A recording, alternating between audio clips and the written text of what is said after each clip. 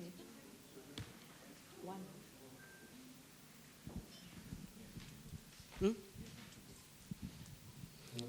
I can't hear you. Can you hear me? Are you there? Can you hear me now? No, she can't hear.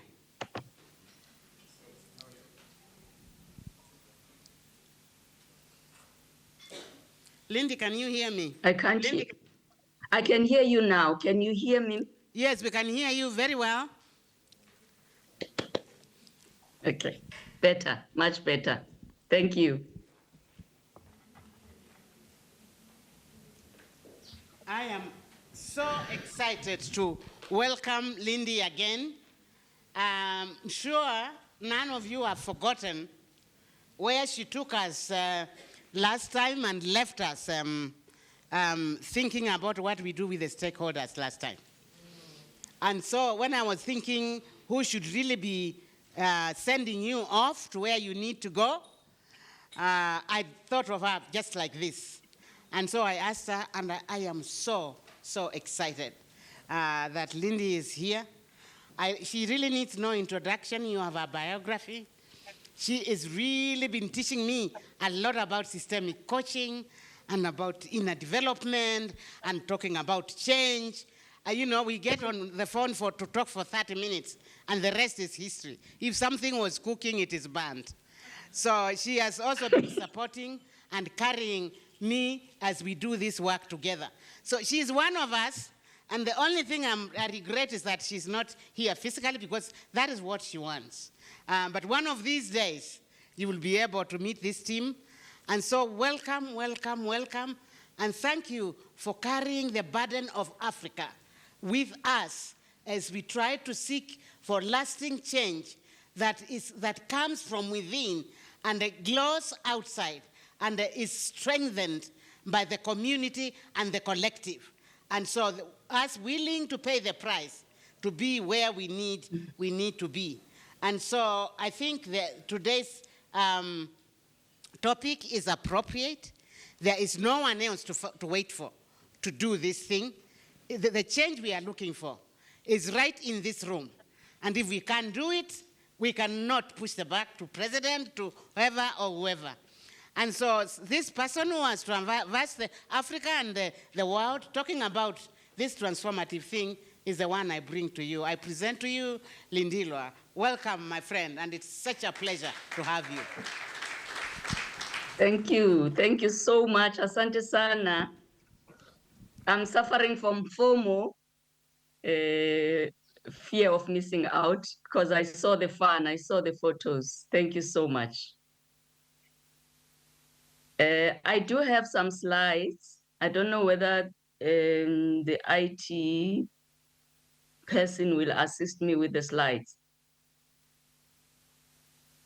Can you hear me? We can hear you, and they have the slides. I send them to them. Okay. Or do you want to manage them yourself? Would that be easier? No. They can manage the slides from their side. Mm-hmm. It's fine. Can you find them, guys? Okay, yeah. Just 1 second.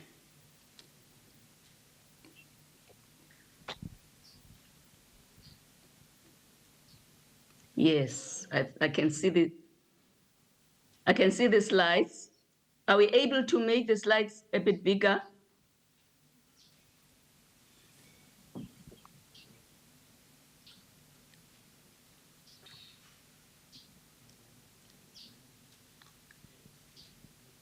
We can only see her face, we can't see the slide.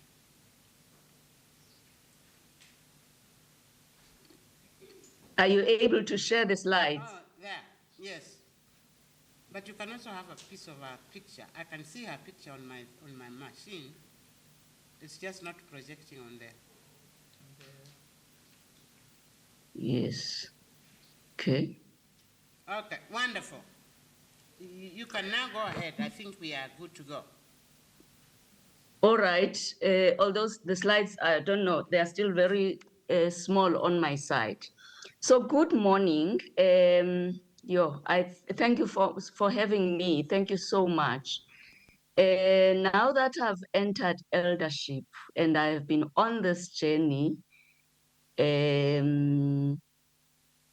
of being part of the people that believe that as Africa, we've got what it takes to take Africa back to the rightful place.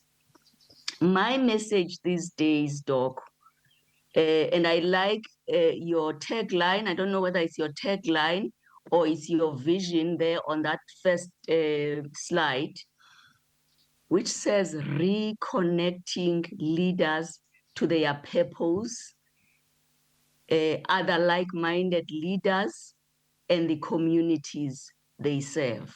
So my focus is on the re. And most of the time now, when I coach, when I'm requested to come and speak, my only message is remember who you are. As an African, remember who you are. And I want to pause and just ask you to take that in, because we've forgotten who we are. We've forgotten the courageous ancestors that we had.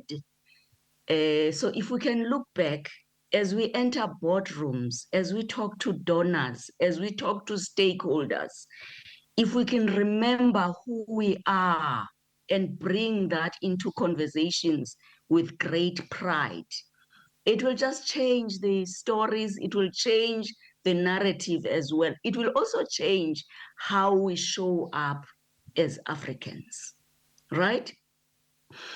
And it's our time now as Africa. We have an opportunity now as the world is changing. There's a whole lot of things that are happening in the world, but it's an opportunity for us. We've got a young continent. I think the average age in Africa is 19 years, unlike the aging communities in the rest of the world. So we've got the youth dividend on our side.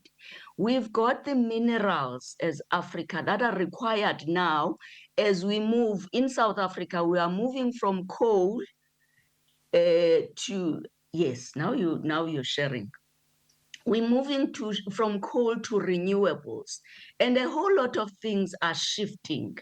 And Africa has got the minerals and all the inputs that are required as the world shifts into a new dispensation. The third thing I want to say, and I'm sure you have noticed this, there is a crisis in the world.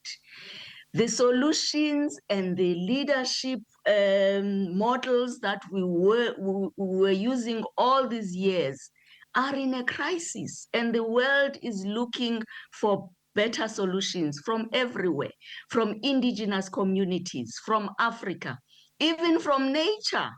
I coach using nature these days, but there are some lessons, and if we can only remember the lessons from Africa and bring those as a gift to the world. So what are those lessons? One of those lessons is Ubuntu. It comes naturally to us as Africans, and that's the gift that we bring to the world. And there are many, many other gifts, and we must not be timid.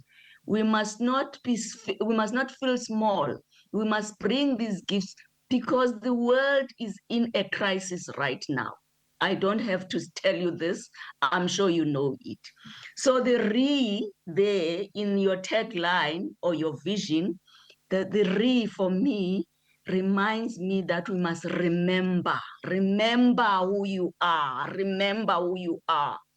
And those leaders that we had, some of us still have such leaders who know who they are, who stand their ground, who show up in meetings with confidence, right? And understanding that Africa is not a poorer cousin, you know, in the boardroom. So always remember that. So the topic that we have says, be the change you want to see in the world. And I'll talk to that. I'll explain to you why after a lot of time, when I thought about an ideal topic, I thought this is the topic that we want. So can we move on to this next slide? So this is what we are going to cover. We'll do an introduction. I think I've done a bit of that. I'll talk about leadership. Yes, it is a lonely journey, but it is doable. But you must just have the going power. You must be ready for the long game. In golf, they talk about the long game. You must be ready for that long game. And then we'll talk about the issues below the iceberg. I think in your coaching journey, you covered those issues that are below the iceberg. And then the mindset. What is the role of our mindset? And then nature as a teacher, and Africa's gift to the world. And my biggest message to you, if you forget anything that I've ever said, just remember who you are. Especially the ladies in the room. I coach a lot of women leaders, and they tell me, I've got, my confidence is low. There's a syndrome, I don't know what it's called, it's some syndrome that makes women feel small and African people feel small. All I want to say to you is remember who you are. We've got ancestors that were great leaders, right? Who did not have an inferiority complex. They stood their grounds as Africans. And we are where we are because of those ancestors. So remember who you are. Remember where you come from. And remember that we've got the potential as Africa. So when I say remember our ancestors, I'm not just referring to our great ancestors like your Mzee Nyerere, Julius Nyerere, or Oliver Tambo, Nelson Mandela, even that grandmother who raised 10 grandchildren single-handedly, even that single parent. You guys work with communities and you know the pains and the struggles and the sacrifices that people go through in your communities. In South Africa, I always refer, because originally I come from the rural area of the Eastern Cape. And I used to look with great appreciation how women used to single-handedly raise families when husbands were away as migrant laborers in faraway cities like Johannesburg, and I think you also experienced that as well.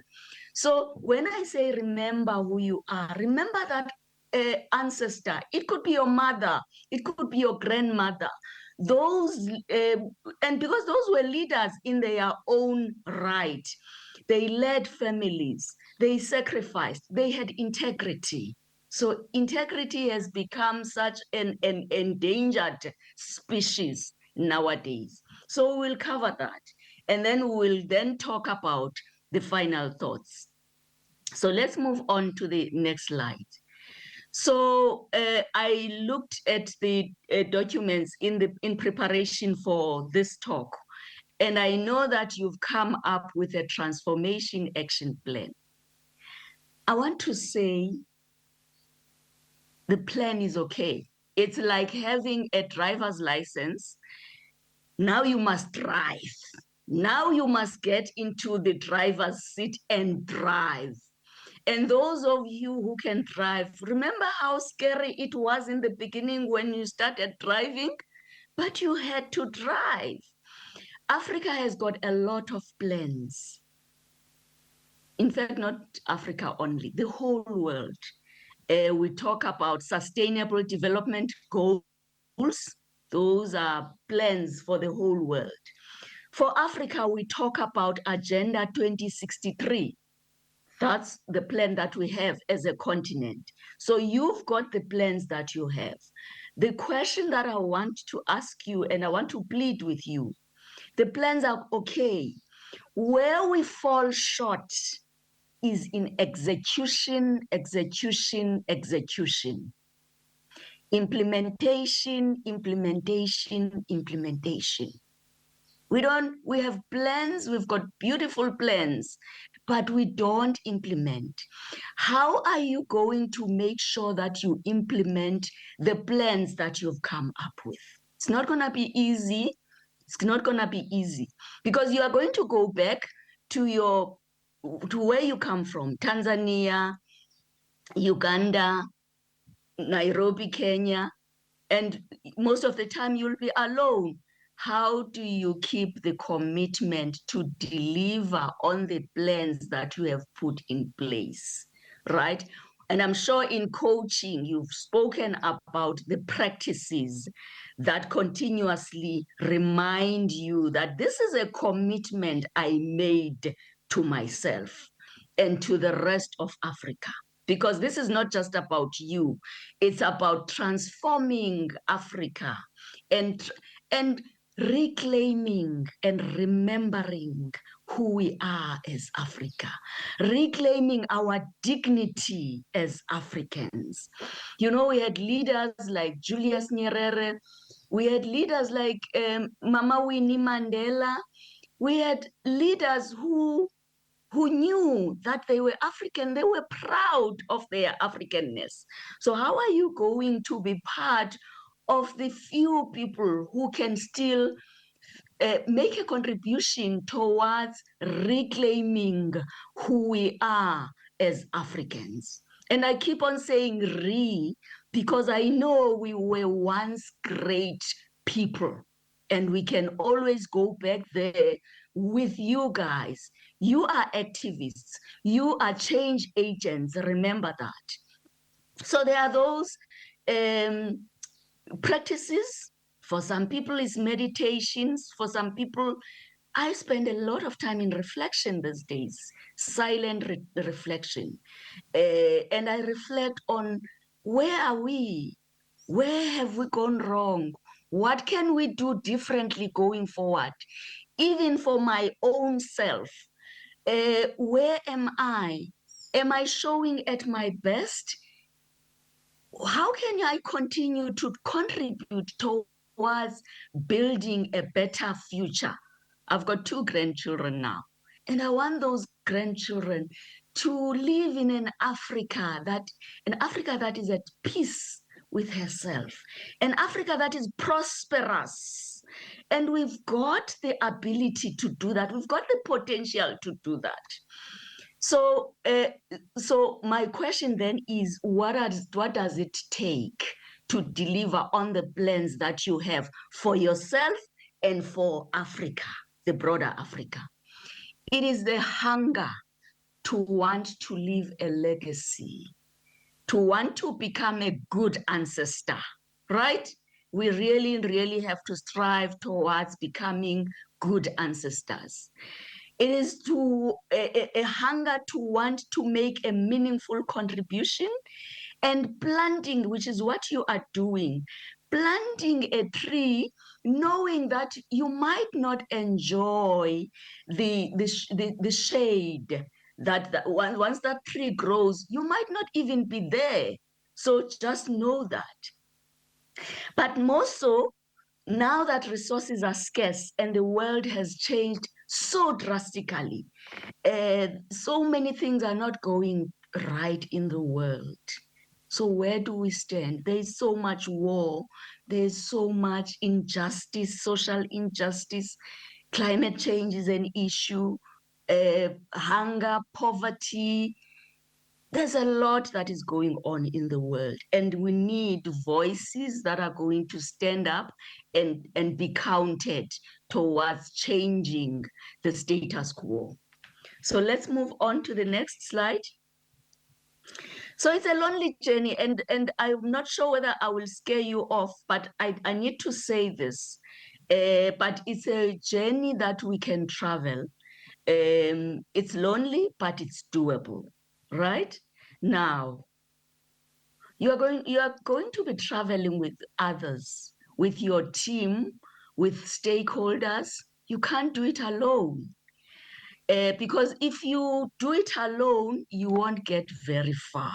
So how do you include others? How do you include stakeholders, both internal and external stakeholders. Your internal stakeholders are the teams and the people that you work with.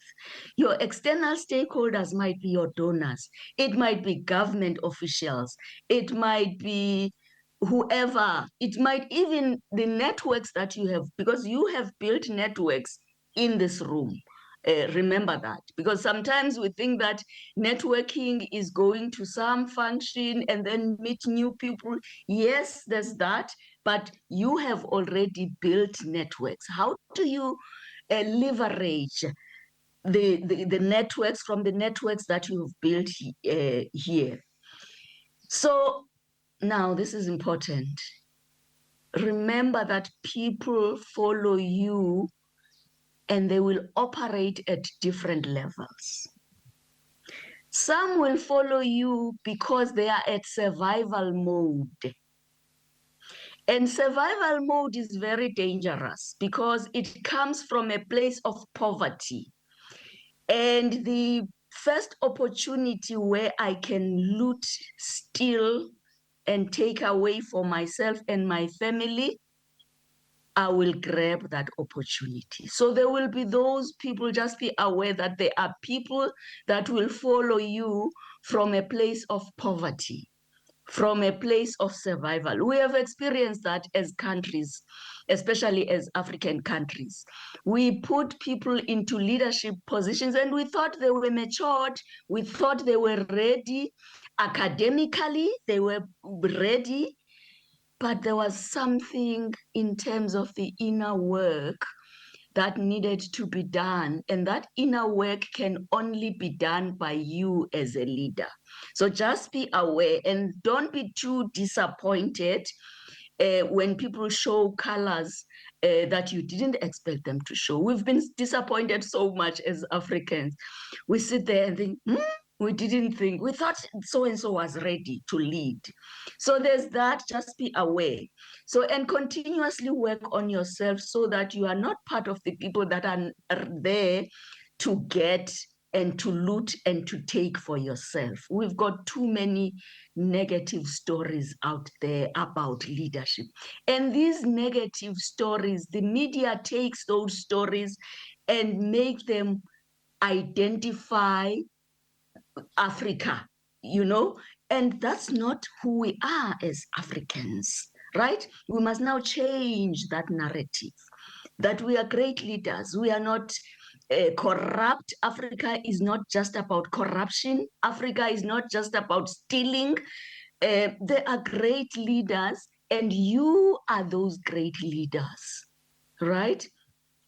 And then, yes, some people will, so there might be misalignment between your vision and the people that follow you. So just be aware of that not everybody is there and they are at the right level. We experience this. Now I can tell stories because I'm a grandmother and I'm an elder. One of the things we learned as South Africa is that the constitution that we have, South Africa's constitution, is very advanced. I think it was developed by people who were too advanced. Your Nelson Mandela, your Oliver Tambo, your Chris Hani, people that were very, very advanced. But we didn't look at the level of development of the rest of the people, right? And at the end, some people used that constitution for their own benefit and not for the greater good. So just be aware of that. And that's a lesson that we learned. Just be aware of that as a leader. So when you see people behaving very strangely, I used to ask, but we thought these people were on the same page. We were together in this journey. It's because people are at different levels of development. And growth and inner work is a lifetime journey. So you must continuously work on yourself and encourage those that you work with, those around you, to continuously work on themselves. So the other thing that's very, very important is walk the talk. Walk the talk. Walk the talk. People are not going to listen to what you say. Yes, they hear what you say, but they watch your steps, right? So that's very, very important to walk the talk as a leader. So let's move on to the next slide. So below the iceberg. So we sat and we wondered, we've been free now as South Africa, and most of Africa has been free now. I think we were the last country to be free. So we have been free now for more than 30 years as South Africa. And now we started seeing some strange things, but it's the deep-seated issues that are below the iceberg that we didn't deal with. So as a leader, just be aware that there are deep-seated issues that people still need to deal with. That could be cultural issues. It could be religious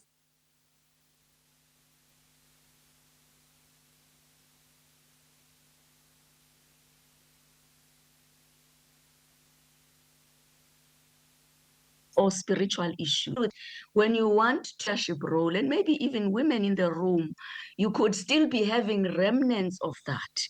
When you have to take a leadership role, you feel small, you feel I'm not ready, you feel an imposter syndrome. It's the deep-seated issues below. And I'm hoping that the coaching program that you went through addressed that.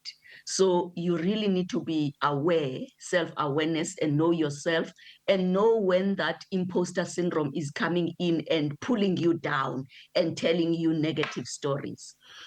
Because that then may affect the way you respond. So resilience, and again, remembering who you are. This is a long game. We are in this for the long game. It's not a short game. And always remember your big why, which is key to great leadership. Those that have stayed in the game are those who remember who they are, and are those that they remember all the time the big why, the big why, the big why. So let's move on to the next slide. The mindset, the self-belief, continuously. There are going to be people who will tell you negative stories about yourself, about the continent, about your own organization. They will tell you, no, you are in this to enrich yourself. You are in this to enrich your family. They'll tell you, and remember why you are doing what you do. And self-awareness, I know in your coaching journey, you covered this, self-awareness, self-awareness, self-awareness. So I spend a lot of time in reflection, and I think I want to encourage you as leaders to spend time in reflection. I don't know, sometimes people tell me they are scared of silence. I spend a lot of time in silence. Even after this session, I will sit and ask myself, did I say what I needed to say? How did I show up? What else could I have done differently? And I ask myself, and I self-coach, right? We're not going to tell you that as coaches, but you can actually self-coach. You can peer coach each other. So don't lose these relationships. You can keep each other accountable. You know, when we're in Nairobi, this is the transformation action plan you came up with. How far are you with that? Is it moving? So that's peer coaching. You can have an accountability partner for yourself. I'm sure you've covered that. So know yourself, know your strengths, know your development areas. I'm sure you've covered that. And know your shadow side, right? I'm an Enneagram 1. I know I can be too much of a perfectionist, and I can just continue working and working and working and lose sight of the fact that I'm working with people. People are not machines. They get tired. If I'm too much of a perfectionist, I will just discourage them. So I must also know my shadow side. So just know your shadow side so that when you deal with others, you are just aware that you must have grace. Christians talk about grace.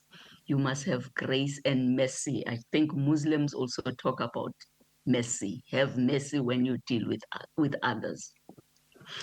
And then leveraging on the strengths of the team and other critical stakeholders. So if you know, for instance, that you've got a dominant personality and you become very angry sometimes with stakeholders when they don't do the right things, in your team, you might have somebody who has got a gentler approach and use that leverage on their strengths, because so that you're not the only one who can talk to stakeholders. So use your strengths, but tap into the strengths of others. Too many leaders tend to become a James Bond. They become a master of everything. We have seen too many CEOs who employ executives, surround themselves with executives, but they never utilize those executives. CEOs who become the head of IT, the head of HR, the head of strategy, the head of everything. That's a formula for disaster. Use the strengths of the people that are around you. I think most of you in the room are young, but in the 21st century, you are also going to be dealing with diversity. Now, diversity, you will have women in your teams, you will have young people, Generation Z. I think most of you are millennials, so you'll have Generation Z. You will have, in South Africa, I don't know how comfortable you guys are with this, but in South Africa and most of the world, we've got LGBTQI. And those are the diverse stakeholders we deal with, right? And how do you navigate that space? How do you ensure that all voices are heard?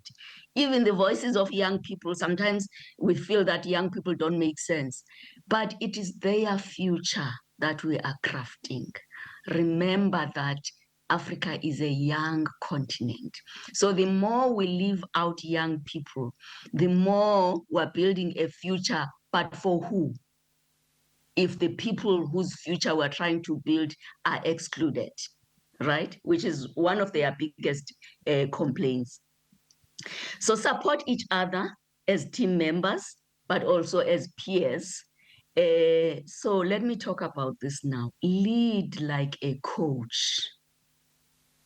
Now, the skills that you got, you can use those skills because you understand human behavior much better.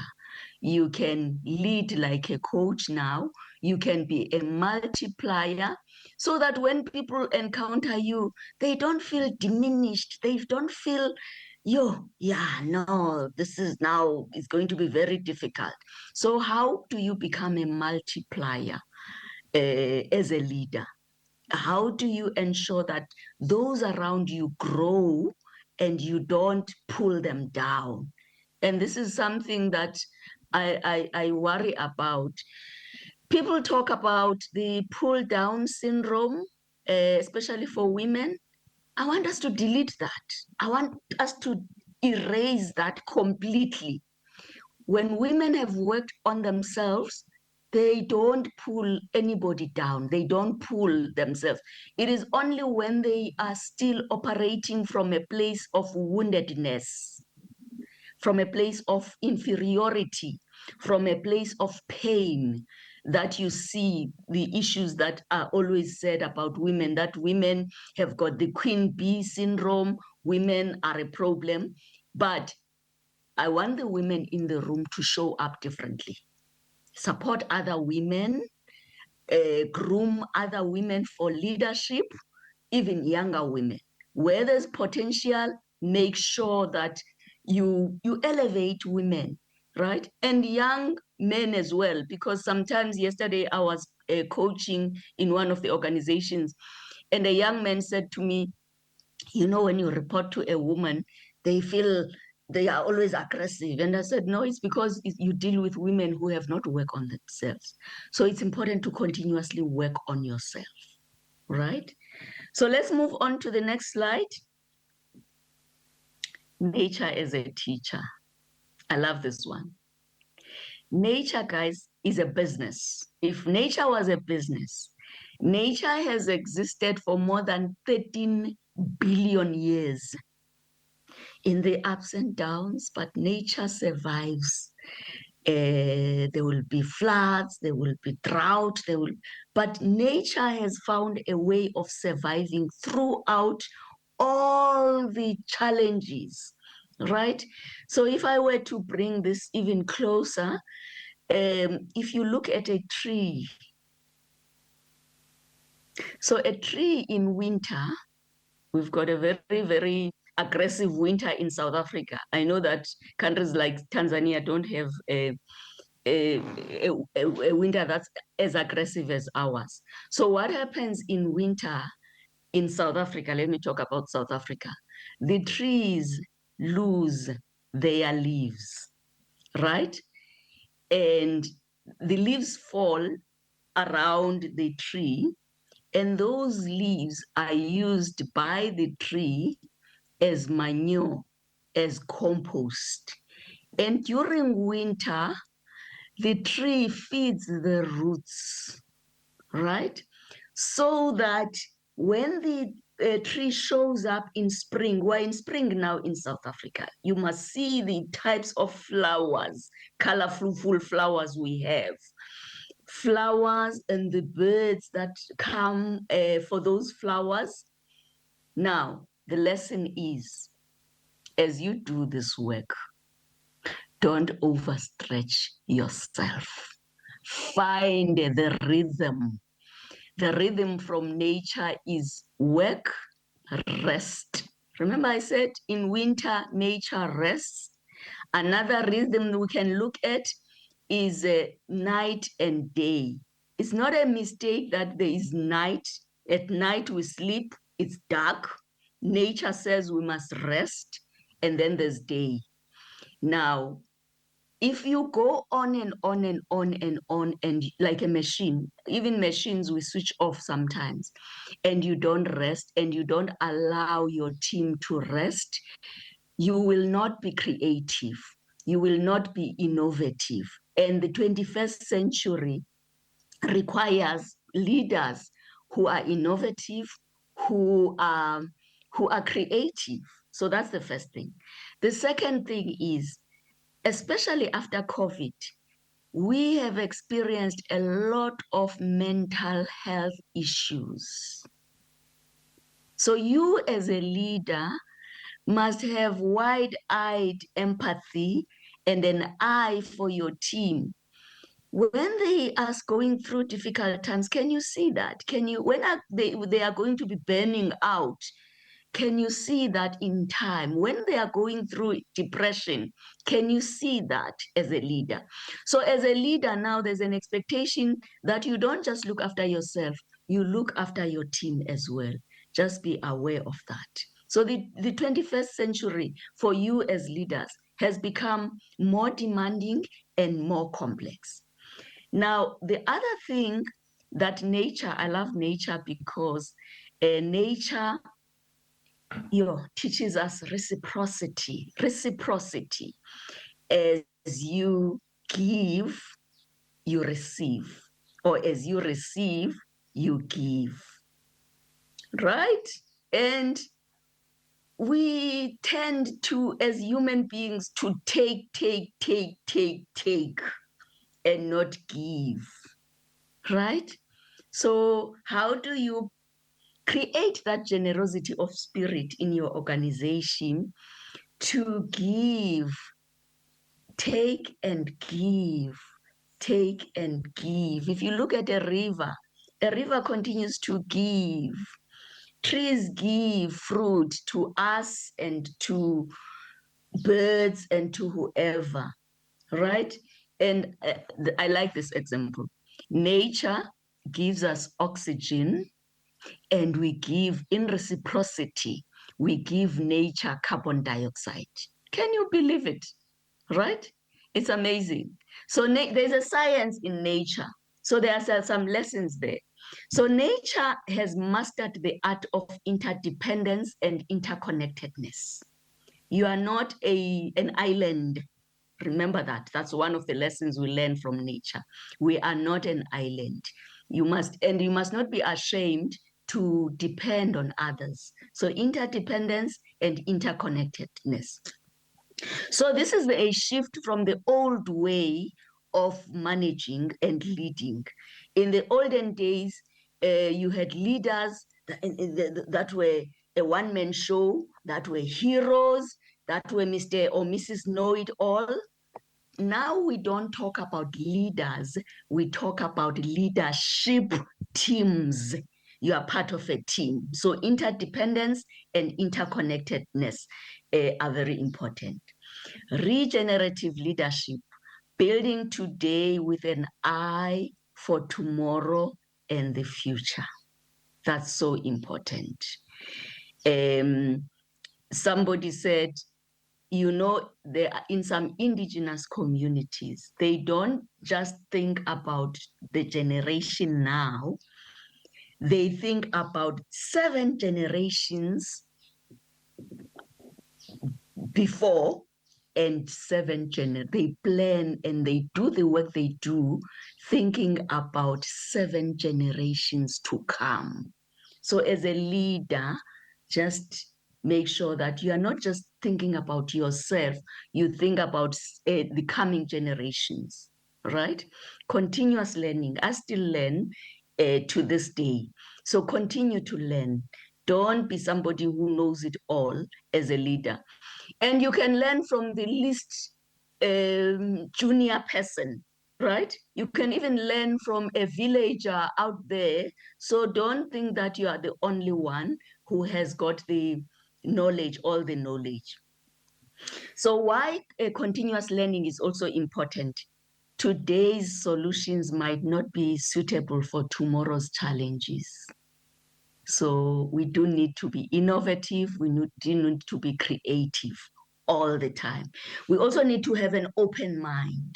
So when young people come to you and they come with ideas, don't say, no, we tried that 20 years ago, it never worked. So as a coach and a leader, you coach them. So how is that gonna work? How can we do that? What resources do you need? So you, as a leader, you're also a coach. This is very demanding for you as a leader. So next slide.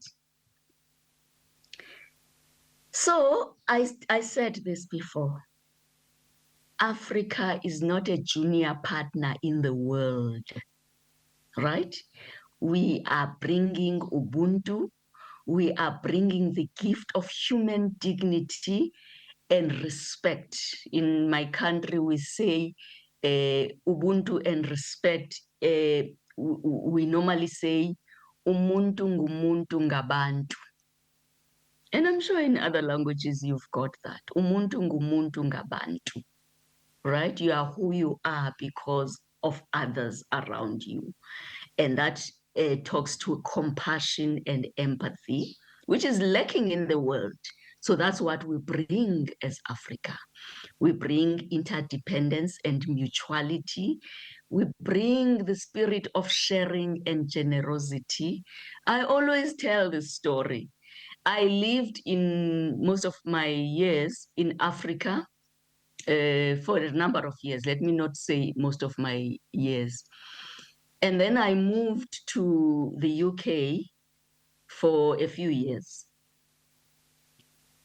You won't believe this. I missed Africa. Materially, there was everything, all the fancy things, all the material things. But I missed the warmth.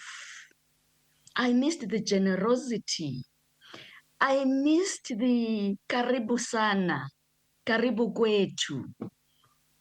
You know, I missed that. And that's what is missing in the world today. I missed the empathy. I missed the kindness of the African people that comes naturally. Going back, remember who we are as Africans. And that's the gift we can bring to the world, right? So dialogue and consensus, I think I've covered that. Allow all the voices to be heard. Yes, at the end you will take a decision, but it will be an informed decision because you've heard all the voices. But it's also about co-creation, and I'm sure you've spoken about this in your coaching.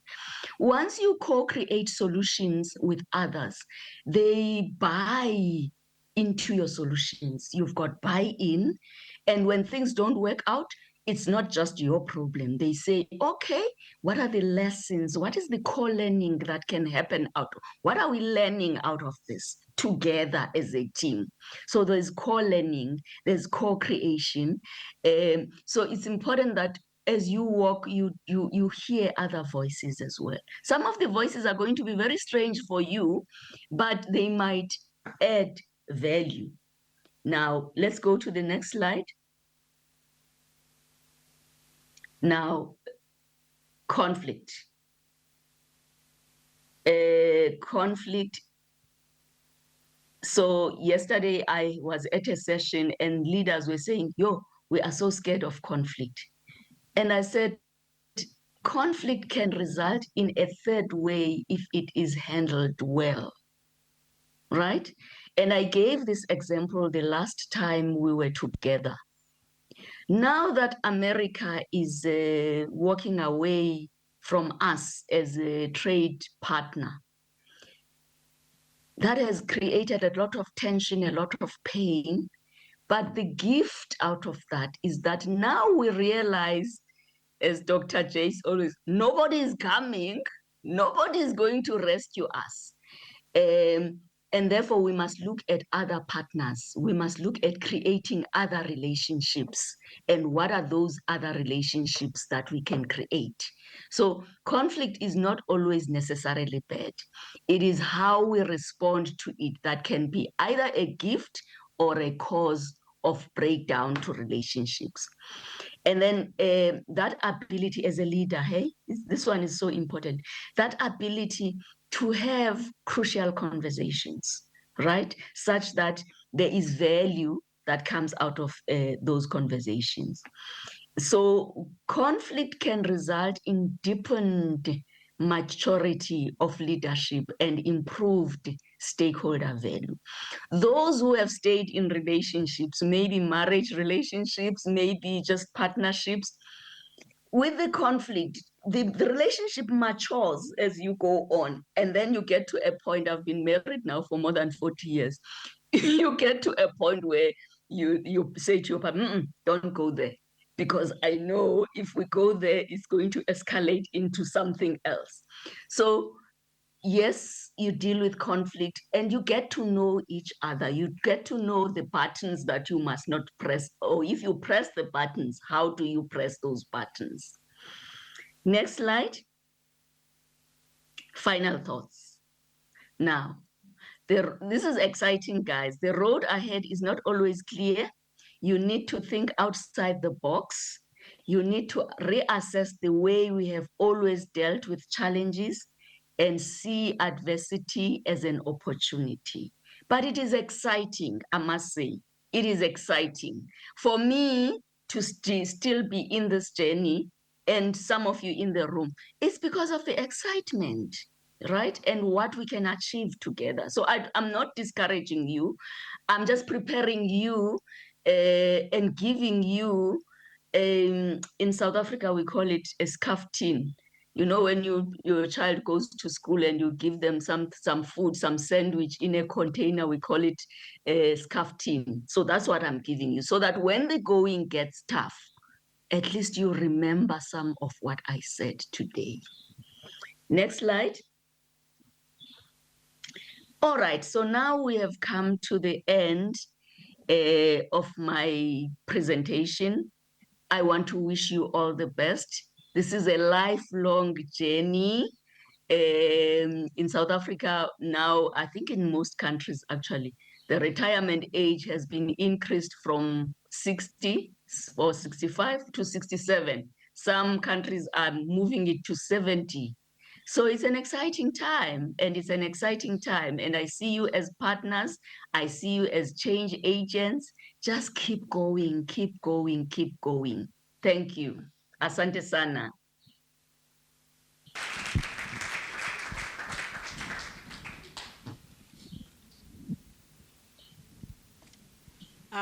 Thank you so much, Lindy, for leaving us with no excuse of how to proceed moving forward. A very comprehensive presentation of the challenge that lies before us, and also the opportunities.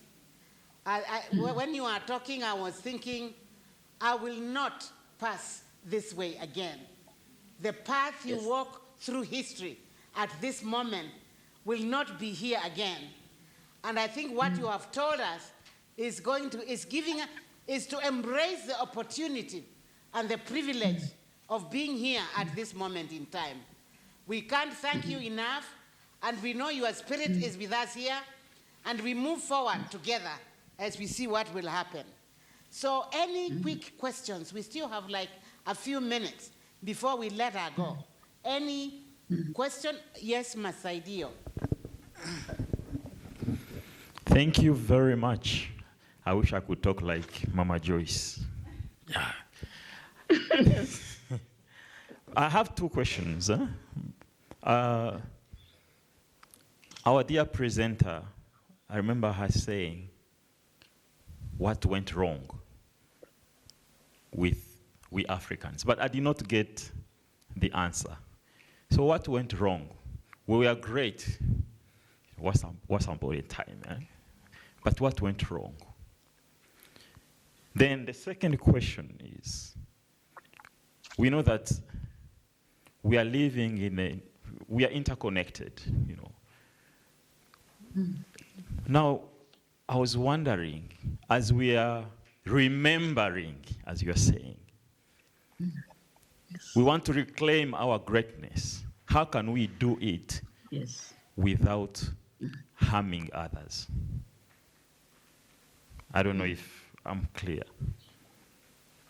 How can we reclaim our greatness? Because we are like, you know, fingers of one hand as humanity.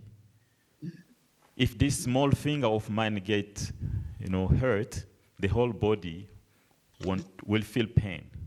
So how can we reclaim our greatness without harming others? Yeah, those are my two questions. Yeah. Can I respond, or should I take more questions? Just like one, in case they overlap. Yeah, thank you so much, presenter. I just have one question. And that question is coming from the statement that I heard from you, saying striving to work with people delays action. And yet working alone is fast, but not sustainable. Isn't this a dilemma? And how do we go about it? Yes.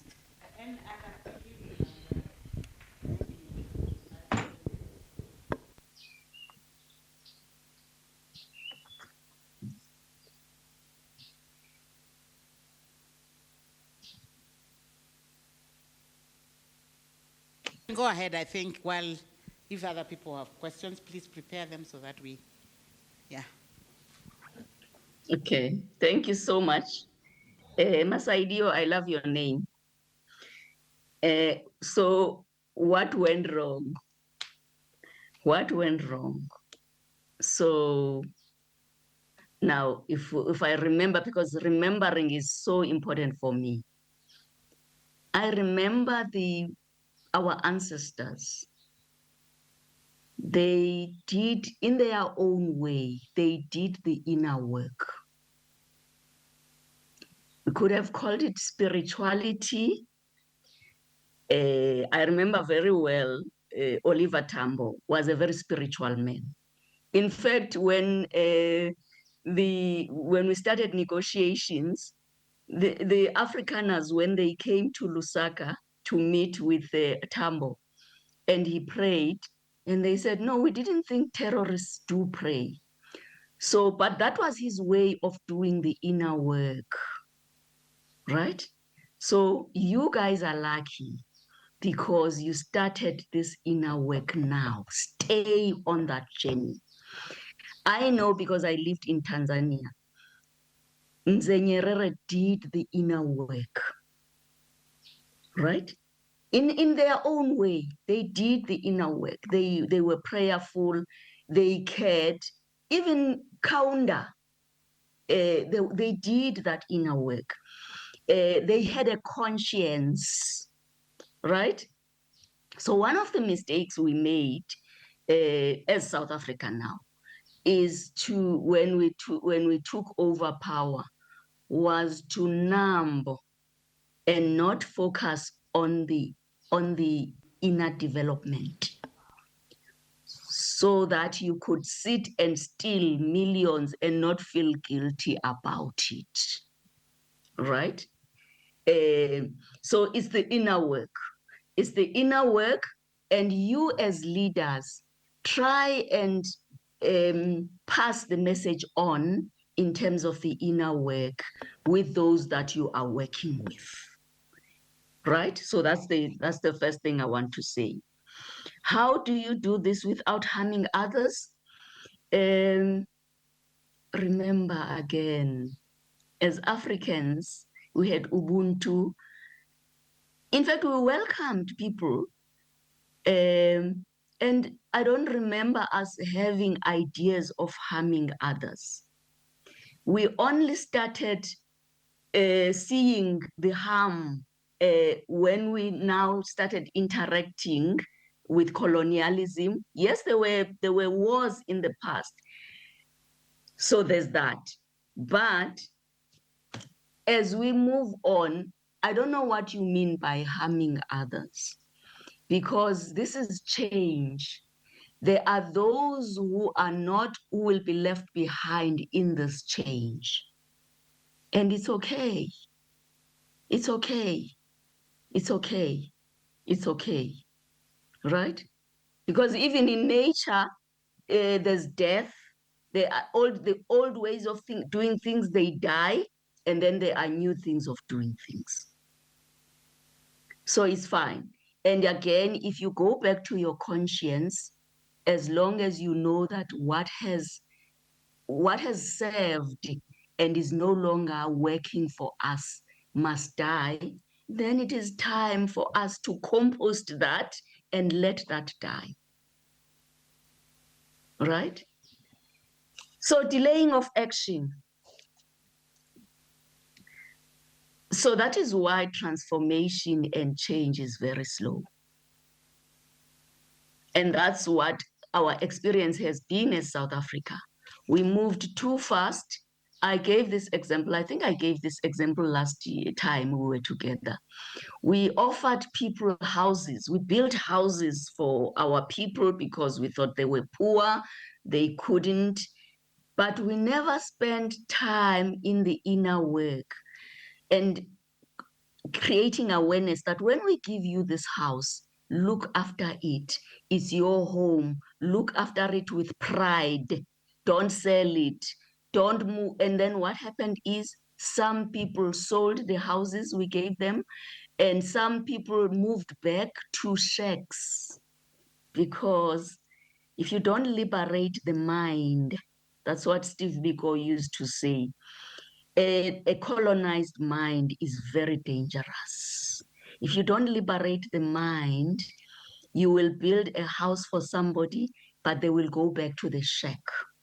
So the inner work again, the inner transformation, the work that we need to do on ourselves and those that are around us. And there's no shortcut, unfortunately.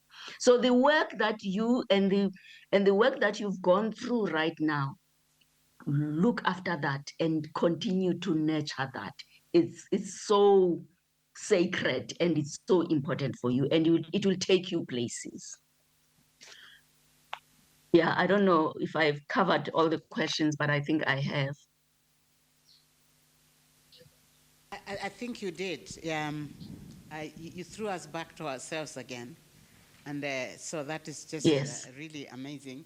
Anybody with yes, down there, can you give him one or two more? Anybody else who wants to ask? Okay. This is your chance. Just wait. Is there anybody else? Okay, go. Thank you very much. I'm really excited about the comments and things that you provided. One of the things that you mentioned lastly about dealing with the mind. I also noticed that most of our African leaders, especially where I'm coming from, that is Uganda, you realize that the leaders has corrupted the mind of the local people, where when you're working with them, the local people demand that you provide some in kind. That is the poverty that we're talking about. And you can see from political arenas that when the campaign is happening, you find money being flushed in the community for the votes.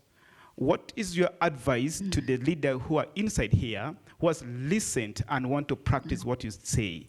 What approach do you advise us to apply so that we can be able to navigate some of these challenges from the political leaders, but also with the community? Thank you. So those are the challenges of leadership, eh? But keep your integrity. Keep to give integrity. You will suffer, eh? Let me tell you, you will suffer. Because you are not going to be a nice person to be around sometimes, but your conscience will be clean. When you see in South Africa, we say when you hear the sound of sirens from the police, you will not think that the police are coming for you, right? And you will stay, you will be in the long game, right? And that's the difficulty of leadership. Yours is to help transform the mindset of those local people. So what you are saying is so important, because also as a leader, you are a role model. You are a role model. So if senior leaders do things that are wrong, just be aware that the people that are junior think that they can also do the same. How can you become a positive role model? Because when you become a positive role model and you walk the talk of integrity, you walk the talk of honesty, you walk the talk of generosity, people notice that, right? So there are those who are not going to want to deal with you because you are just too, and it happens even here in South Africa. It's very painful, even in corporate or the public sector. The public sector, sometimes there's a tendency to employ those people who are going to go along with the corruption, but it's not sustainable. In 5 years' time, the police will come for you and it will destroy your whole reputation and your career. So it's up to you to decide that you take shortcuts or you go the long haul.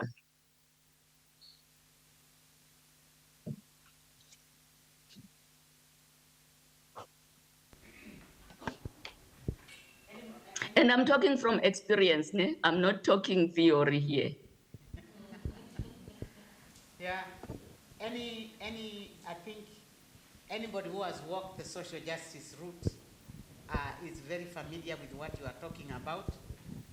You speak in a room, and after you speak, nobody responds. Because what you are saying Yes. is not acceptable. And the only way to deal with you is silence. And hope that you will learn to shut up. And so it's not easy to do this thing. We are not asking the easy road. I totally agree with you. Others won't walk with you, but you must walk. If you don't walk, Yes. you told us today, Yes. the change is not going to come. Yes. So anybody who wants Yes. to ask her something else, she has really walked some difficult road. When she's telling you about people keeping, not talking, or people refusing to work with you because your story doesn't go with them, she's not theorizing about anything. Across the countries, a refugee, Yes. and an alien, Yes. as they call us, where we live. You know, so Yes. if you Yes. can still hold the story, that is why I asked her to come. Yes. She has held the story Yes. in uncommon grounds where the popularity Yes. just leaves you sitting there and you can't go home and cry to your Yes. brother or sister. So Yes. if you have questions, ask. Yes. Yes, there's a... Thank you so much, Can I call you Linda? Yes, you can call me Lindy. Lindy. Okay. Yes. So Yes. I have heard a statement also from you about walking this journey of leadership, and in this journey we realize that there are people who will always have different motives from the one that you have, and then they also have different developmental levels. But for the developmental levels, you understand that you can always lift them up. But what about the people that now have different motives? And what if the motives are negative? Should we throw them away? Because for me, that would again be so brutal. Or how do we work with them? That's a dilemma for me. So it's about alignment of your values and their values. If the values don't align, if people are here to steal and your values say, I'm here to contribute, I'm here to make this a better community, and people are here for a different agenda, clearly your values don't align and you walk away. And it's a difficult decision, which is why it's important for you to always know yourself, remember who you are, and be in touch with you, who you are. Remember your values. If your values say, I'm not here to steal, I'm not here to cheat, and these stakeholders are, even donors, sometimes you will have to walk away from donors that want to belittle African people. You walk away, and it's not easy. You will lose funding millions because you said no. So that's the difficulty of leadership, right? So it's about being in touch with who you are and only go. These days, learn to just go with causes that are aligned with who you are. So I'm here in this room with you because I believe so deeply in the work that you are doing. And I believe in Africa that if we can put our efforts together, we can make it. If you were sitting here and planning, I don't know what, planning what, that was not aligned to who I am, I was gonna say, no, I don't. I'm not gonna be part of this, right? And sometimes you walk away from millions because the millions do not talk to who you are. You resign from jobs when the organization starts now moving a different direction that is not aligned to your vision, to who you are. Because even if you stay in the job, you are not going to be able to deliver because there is misalignment. You are going to be schizophrenic, right? So if you don't want to be schizophrenic, just stay with the alignment. It's a difficult choice to make, but it is what it is. We must stop. I can listen to you forever my hands up. Thank you. Because for me, I don't know anybody who has been on this thing and not walked out. And the reasons for walking out a lot of times was because of Africa. And then just saying you cannot speak like that about my people. Because the alignment thing, what is inside? Yes. And I just wanted to reiterate something you said. Inner development goals. We have obsessed completely with sustainable development goals. And the sustainable development goals cannot be achieved without the inside. So I just, Lindy, I thank you with all my heart for laying it out. Now we can go and complain about some that we don't know because we don't want to know. Yeah. We have Yeah. a road, we have a decision to make, a path to walk, Yes. and only we can walk there. Yes. And I wanted them to hear you and hear your story and also know Yes. from today we choose. Yes. And thank you for doing it in the most powerful way I have had it. Thank you, thank you, thank you. Do you want to thank Lindy for being here with us? I don't know whether you can hear the claps, but I'm asking them.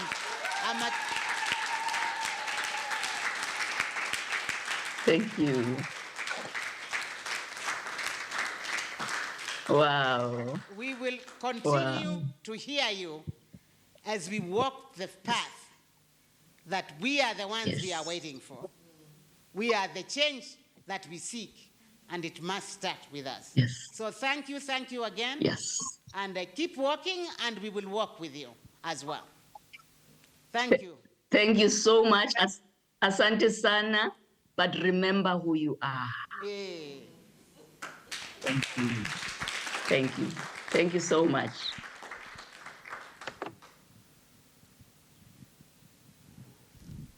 Okay, I have stolen a bit of your time, but I thought it was worth it. And I am just so moved by